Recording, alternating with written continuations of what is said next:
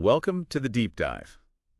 Today we're getting into something really foundational for Bitcoin, running your own node. That's right. And maybe you're listening thinking, why would I do that? I mean, I don't mind Bitcoin, my wallet app works. It's fine, right? Exactly. Or just what's the actual benefit? Well, if that's you, stick around. We've got a lot to unpack here. Yeah, because this really gets to the heart of Bitcoin, doesn't it? That whole idea, don't trust, verify. And, well, running a full Bitcoin node, that's pretty much the purest way to practice that principle. It's central to this whole decentralized finance idea. Okay, don't trust, verify. I like the sound of that. So let's clarify. When we say Bitcoin node, what exactly is that? Good question. Think of it like software, basically. Software that connects your computer directly to the Bitcoin network. Okay. Now, when people talk about running a node, they almost always mean running a full node. A full node, right. And that means it downloads the entire history of Bitcoin transactions. Wow. Everything. Everything. Yeah. Right back to block zero. And it doesn't just download it, it checks it all. Verifies it independently. Then it keeps doing that for all the new transactions and blocks, making sure they all follow the rules of the Bitcoin protocol. It's like a referee. Yeah, exactly. It enforces the rules. And it's quite different from, say, a light wallet on your phone, which usually asks other full nodes for information. Okay. We're really focusing today on the full node, the one that does its own verification. Got it. So who actually goes through the effort of running one of these, it sounds like? Well, it sounds like a bit of work. It can seem like it at first, maybe. But the benefits actually reach a lot of different Bitcoin users. Like who? Well, let's start with people who love Bitcoin and are serious about, really owning it. Financial sovereignty. Okay. Running your own node gives you your own personal, verified copy of the Bitcoin ledger, the absolute truth. Your own copy of the truth. Exactly. You don't need to trust your wallet provider or an exchange or even the miners to tell you what your balance is. Your node checks it itself. So you're not relying on anyone else's potentially, flawed or manipulated record. Precisely. We've seen issues in the past, right? Exchanges showing wrong balances or disappearing altogether. Yeah, definitely heard those stories. If you run your own node, you sidestep all that. Your node, your truth. And it's not just balances, it confirms your transactions are real, properly confirmed on the network. Without asking permission. Without asking anyone. Plus, there's a big privacy advantage. You're not constantly pinging some third-party server that might be logging which addresses you're looking at, potentially linking them to your IP. Okay. And think about really messy situations, like a contentious hard fork where the network might split temporarily. Right. Your node lets you see exactly what's happening according to the rules you choose to follow. You decide which chain is Bitcoin for you. Okay, that sovereignty point is really clear. What about people building on Bitcoin, developers? Oh, for developers. Running a local node is, well, it's almost essential. If you're building a new wallet or a Lightning app or payment processing, you need direct, reliable access to blockchain data. Your own node gives you that, unfiltered. So they can query the blockchain directly. Exactly. Query data, test how their app integrates with the network, even broadcast transactions locally first. It speeds things up, makes development more secure. Makes sense. No need to rely on someone else's API that might go down or, I guess, even censor data? That's a real concern. Your own node means reliable, uncensored access. It's like having your own private workshop. Okay, private workshop for devs. Now, what about just the average user who cares about privacy? How does a node help there? Yeah, this is a big one. When you use a typical phone wallet or look up an address on a Block Explorer website. Which most people do. Right. You're basically telling that website server, hey, I'm interested in this Bitcoin address. Didn't quite think of it like that.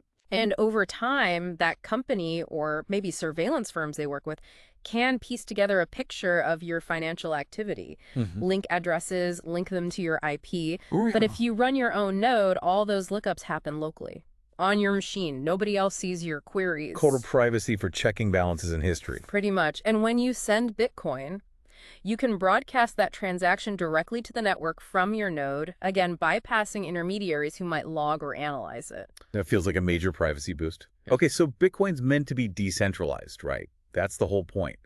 How does me running a node help with that?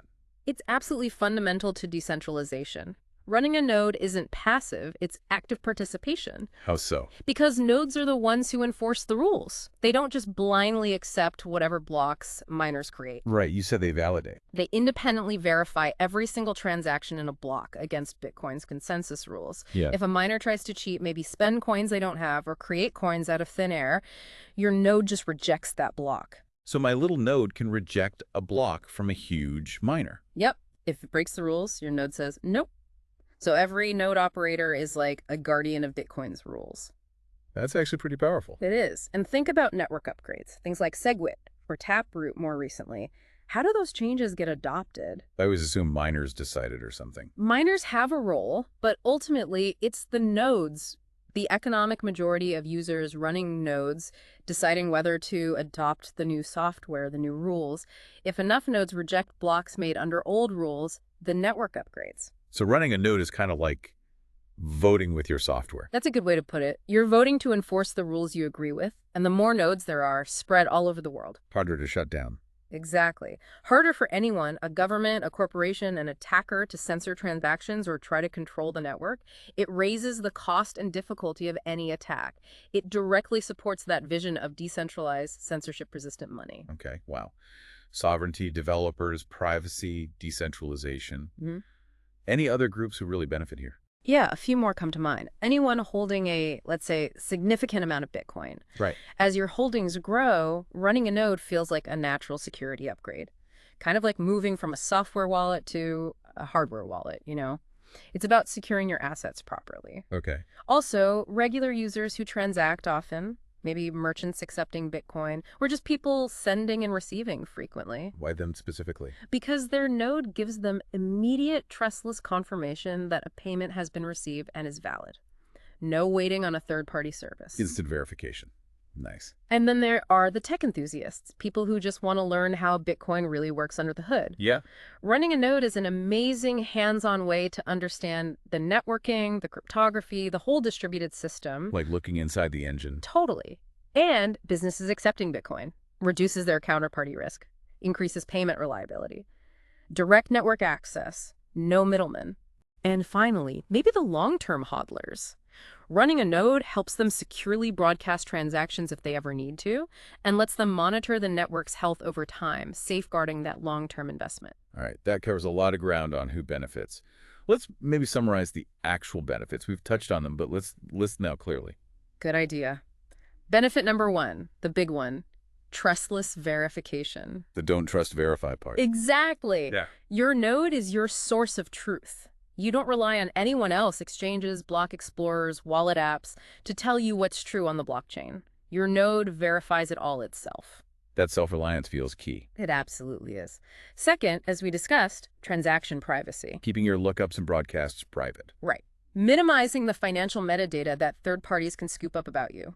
Third is network contribution and resilience. Strengthening the network just by participating. Yep. Every node makes Bitcoin more decentralized, harder to attack, harder to censor. Your node helps relay valid transactions and blocks too. Okay. And you mentioned Lightning earlier. Yes, number 4 could be optional Lightning routing. It's an extra step, requires more setup. Right. But if you integrate Lightning, your node could potentially route payments for others and earn tiny fees. Or just make your own Lightning payments faster and cheaper. Interesting potential add-on. Then there's something a bit less tangible, maybe. Peace of mind. How so? Just knowing you're using Bitcoin the way it was designed, decentralized, peer-to-peer, permissionless, verifying things yourself, it gives you confidence. I can see that. Which leads right into self-sovereignty. Taking direct control, not depending on intermediaries for basic blockchain information. Being your own bank in a real sense. In a very real sense. Then number 7, influence over Bitcoin's rules. The voting with your software idea. Exactly.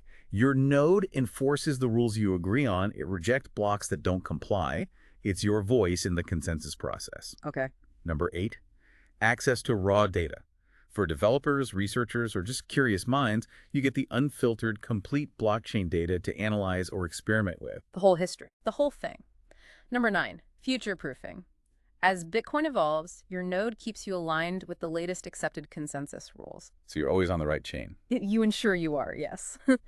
And finally, number 10, access to advanced features. Things like connecting hardware wallets directly for better privacy, running Lightning channels more easily, using tools like CoinJoin. A full node often enables or enhances these. Wow, okay.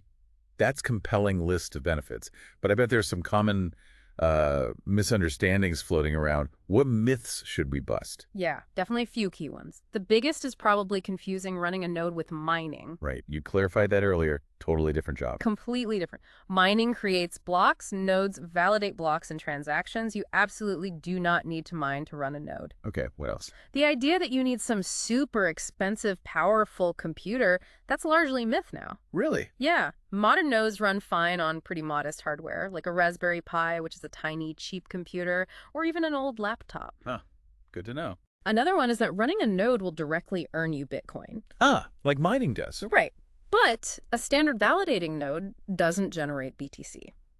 The rewards are, the privacy, the security, the sovereignty we talked about, not direct payments, unless you do something extra like Lightning routing, maybe. Got it. Non-financial rewards mostly. Exactly. And lastly, the perception that it's just impossibly technical. Yeah, I could see people thinking that. And look, there is a learning curve, no doubt, but user-friendly software has come a long way. There are graphical interfaces, easy setup packages. It's much more accessible now to people who aren't, hardcore coders. That's encouraging. Okay, so if someone is thinking, all right, I'm interested now, what does it actually take?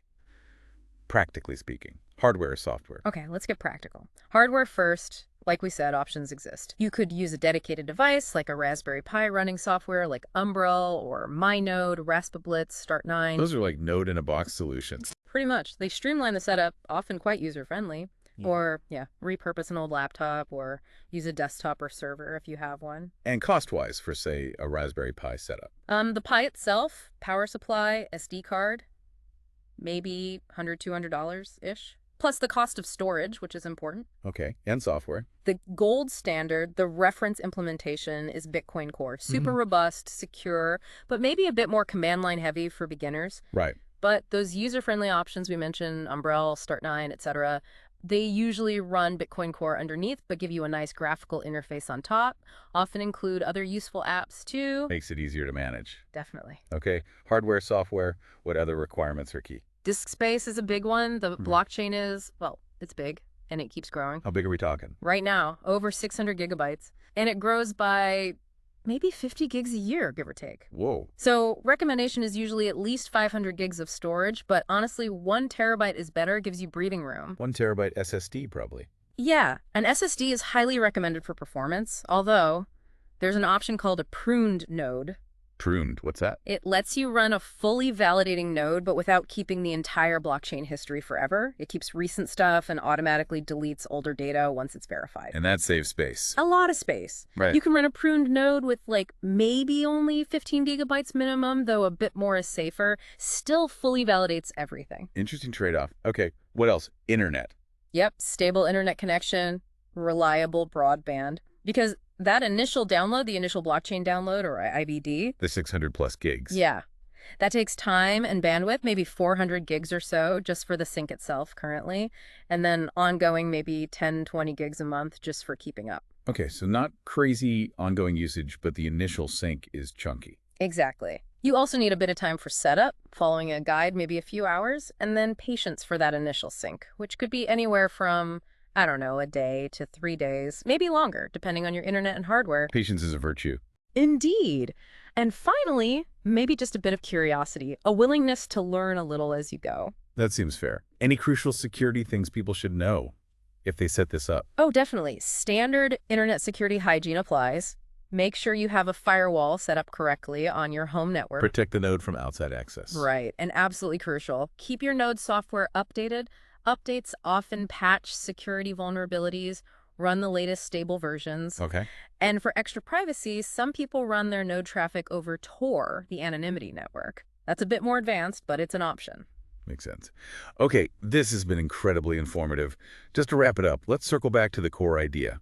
Why does running a node matter so much? Well, the core message really is, running your own Bitcoin node is the most direct way to live that don't trust, verify ethos. It changes you from just passively holding Bitcoin to actively participating in the network security and, well, its truth. Active participation. I like that. And the key takeaways for someone listening. I'd say. For holders, it's about real financial sovereignty. For developers, it's essential, reliable access. For the privacy-minded, it's taking back control of your data trail. And for anyone who cares about decentralization, it's a direct contribution to Bitcoin's strength and censorship resistance. So maybe not for absolutely everyone who ever touches Bitcoin, but for those who are invested financially or even just philosophically, it offers some pretty huge advantages. Precisely. It's a step up in independence, understanding, and meaningful participation in what Bitcoin represents. Well said. And maybe a final thought for you, our listener, to chew on. We live in a world that feels increasingly centralized online, right? So could running your own Bitcoin node be one small, practical way to reclaim a bit of that independence, specifically in your financial life? Something to consider based on your own priorities and how you see Bitcoin's core ideas.